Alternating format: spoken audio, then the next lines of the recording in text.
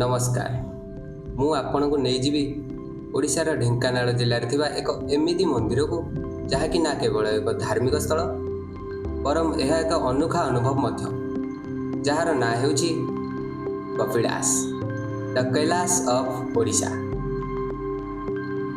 कपिलास मंदिर जहाँ 2235 फुट उच्चतार अवस्थित आपण को आकर्षित करिवो एहार प्राकृतिक सौंदर्य एवं एहार अद्भुत भास्कर्य।